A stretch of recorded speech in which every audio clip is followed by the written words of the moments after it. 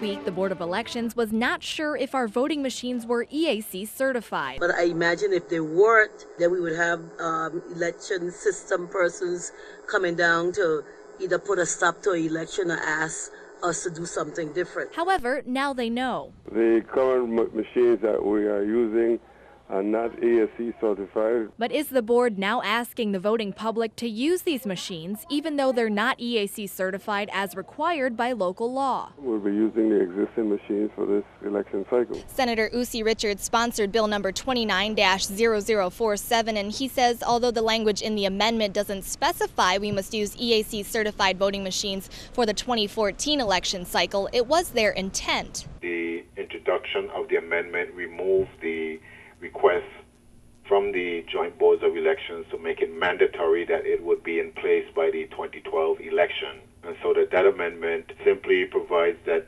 any voting machine that will be purchased for future use by the election system of the Virgin Islands must be certified by the Federal Electoral Commission, and that is basically the intent of the legislation. However, as stated, the governor signed the bill into law in December, which means using our current voting machines is outlawed since they're not EAC certified. If in fact there is a question in regards to what has been passed and there's some legal challenge, that the legislative records would clearly indicate that it was not intended to be achieved for the 2012 elections if machines were not going to be purchased prior to the 2012 election. However, concerned voters have challenged the primary elections as well as the upcoming general election.